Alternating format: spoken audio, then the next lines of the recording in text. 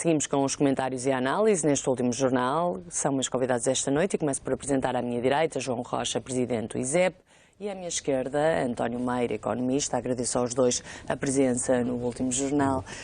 João Rocha, começava por si, começando por falar da questão da fiscalidade verde. Não é nova, mas mantém-se, por assim dizer, a polémica em relação às oscilações de preços, subidas, descidas.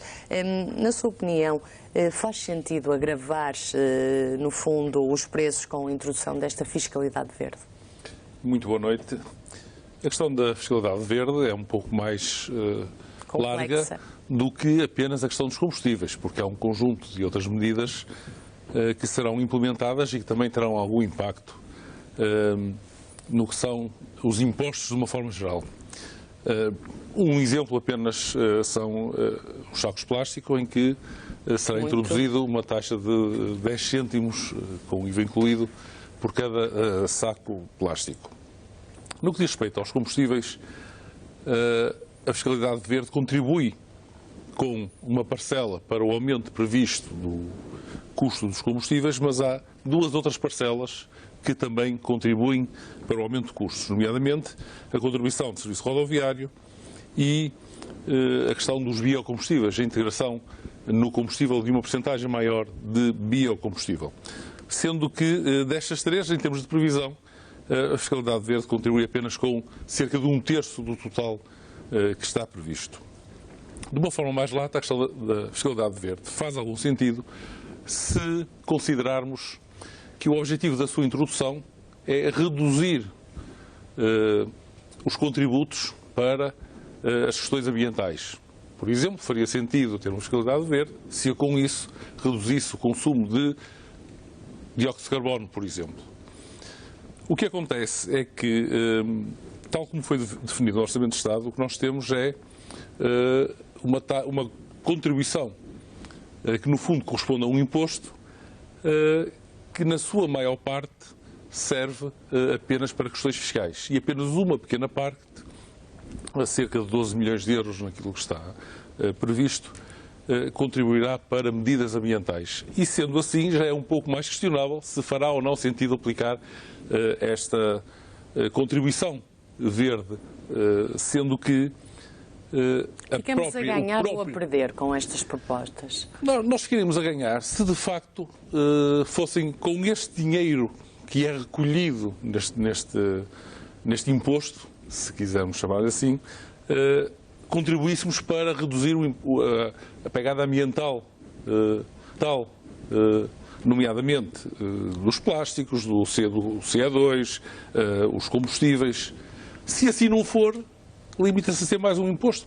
Podíamos chamar-lhe um imposto verde ou qualquer outro nome, porque não passa apenas de mais um imposto. António Meira, a sua opinião, e já agora aproveitando o facto de ser economista, estes tipos de aumentos podem agravar as situações das empresas?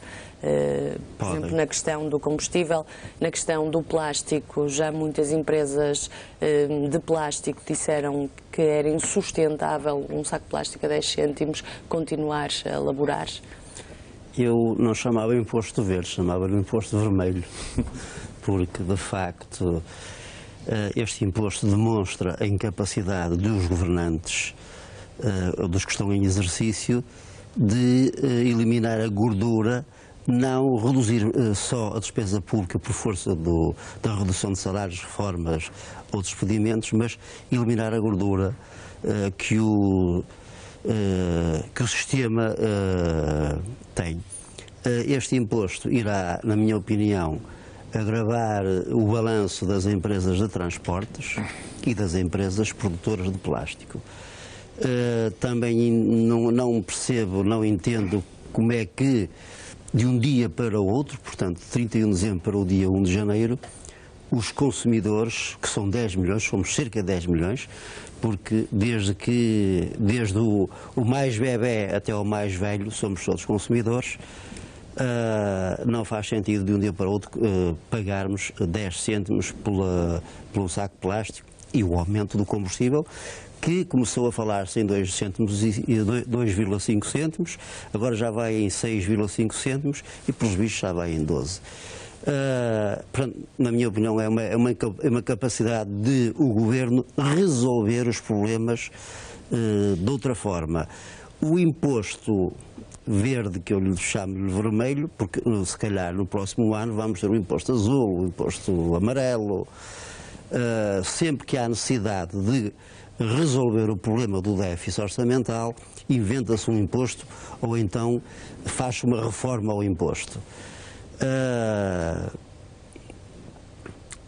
Este imposto representa cerca de 165 milhões de euros, que será 1/10 do déficit do Orçamento do Estado. 1/10.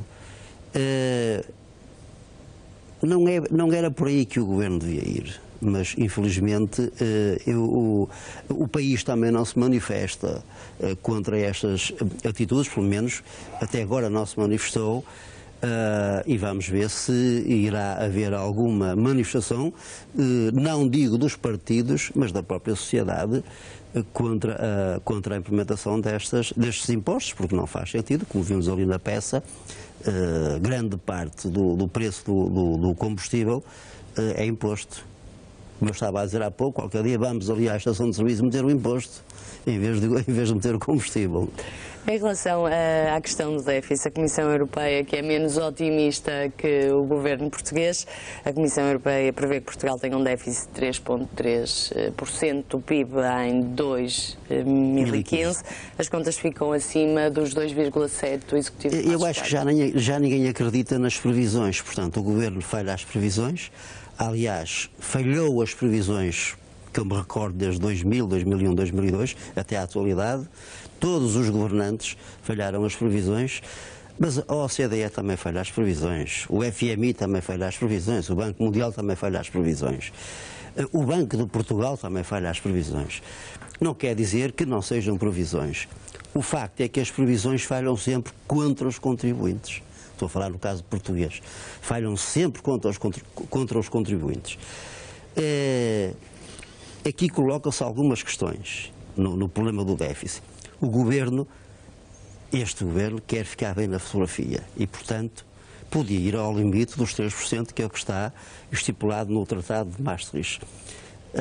Mas não, foi aos 2,7%, porque se o conseguir com medidas adicionais, poderá conseguir com medidas adicionais, vai dizer aos cidadãos que afinal conseguiu e não ultrapassou os 3%. Mas eu acho que eles ainda ficavam muito melhor na fotografia, era dizer, não, nós, afinal, o limite são os 3%, vamos, mesmo que seja uma previsão falsa, vamos lá colocar os 3%. E ficavam melhor porque se conseguissem os 2,7%, chegariam ao fim, digamos, de 2015, com o objetivo muito mais cumprido.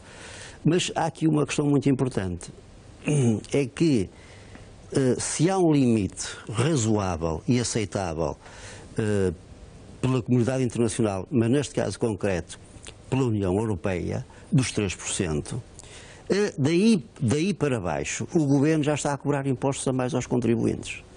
Portanto, isto é um erro, na minha opinião, e provavelmente estaremos aqui no Porto Canal, no país inteiro, a falar, neste caso, pela primeira vez, de que o Governo já começa a cobrar, sempre cobrou impostos a mais, mas abaixo dos 3%, já não havia necessidade de sacrificar mais os contribuintes, porque 0,3%, de 2,7% a 3%, poderá representar no orçamento para 2015, eu não sei qual é o valor do orçamento, poderá andar na ordem dos 170 e poucos mil milhões de euros, ou dólares, e 0,3% poderá representar 400 a 500 milhões de euros. Portanto, não é, digamos, este imposto verde, voltando ao imposto verde, representa uma décima do déficit orçamental. Isto fica mal ao Governo, portanto, eu não estou a ver os cidadãos a estarem disponíveis só porque o imposto é verde, aqui já não é verde, mas a estarem disponíveis para pagarem os tais 10 cêntimos. E há aqui outro oportunismo por parte dos governantes. Como assistimos nos últimos meses a uma queda do preço do petróleo, nomeado quer do crudo americano cotado em Nova Iorque, quer do Brent cotado em Londres, que é esse que serve de cotação para o mercado europeu, temos vindo a assistir a uma queda consecutiva e forte nos mercados internacionais, e isto é um oportunismo do Governo em que o combustível está a cair e há previsões de que venha ainda a cair mais. O petróleo cotado em Nova Iorque hoje chegou a $72. Portanto, já era previsível há umas semanas atrás que o petróleo chegasse aos $70. Portanto, já está lá a tocar o preço. É assim, isto também é um oportunismo da parte do Governo de que está-se a aproveitar da queda dos preços do petróleo. Mas isto pode ter um efeito contrário, porque nós nunca sabemos como é que funcionam os mercados. João Rocha, ainda não ouvi a sua opinião em relação ao déficit e pergunto se acredita que 2015 será um ano de viragem económica, como diz o Primeiro-Ministro. Bom, nós temos tido essas notícias de viragem económica nos últimos anos, desde 2011 consecutivamente. Todos os anos têm sido anos de viragem económica. Há um aspecto que nós não podemos ignorar, que é, naturalmente, que Portugal tem uma capacidade de gerir a sua política económica, mas estamos muito dependentes do exterior, quer da União Europeia, quer de países terceiros, nomeadamente no que diz respeito às exportações. E, portanto, tudo aquilo que se puder fazer relativamente a previsões não passam disso e, como já foi dito, as previsões não têm sido muito certeiras nos últimos anos. A União Europeia diz que é um pouco mais prudente na previsão da receita e, portanto, prevê que o déficit seja superior, nomeadamente pelo lado da receita, prevendo que as receitas são inferiores àquelas que o Governo estima. Mas a verdade é que a indefinição é tão grande em toda a política da União Europeia, política económica, mas não só. Fala-se, por exemplo, na saída do Reino Unido, num prazo relativamente curto, da União Europeia, que acabará por ter um impacto significativo naquilo que é a economia portuguesa. E se assim for, todas estas previsões falharão de forma muito significativa. Por isso, quando nós dizemos que será o ano da viragem, nós podemos ter a esperança que seja o ano da viragem. Parece-me que dificilmente conseguiremos ter uma viragem muito significativa a curto prazo, não só pela política interna, mas também pelos efeitos externos que seguramente existirão na economia portuguesa. E quando vemos que o conjunto de países que neste momento têm déficits excessivos é muito significativo, começando desde logo pela França, então percebemos que naturalmente que será muito complicado conseguirmos fazer previsões com uma probabilidade razoável de virem a ocorrer. É um facto também que algumas das previsões, nomeadamente esta questão da fiscalidade verde, são difíceis de atingir. Por exemplo, no caso dos sacos plásticos, o Governo prevê que se passe de 466 por habitante para 50 por habitante. Ou seja, praticamente um décimo. Significa que, de repente, as pessoas praticamente deixam de usar os sacos plásticos.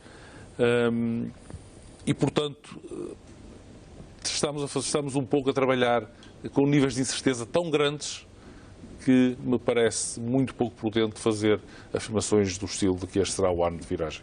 Mas, desculpa, a incerteza ainda será maior se Bruxelas tiver razão. Porque claro, estaremos a falar em 800 a 1.000 milhões de euros de diferença no orçamento, na previsão do orçamento. A menos na previsão de receita. A menos na previsão de receita, exatamente.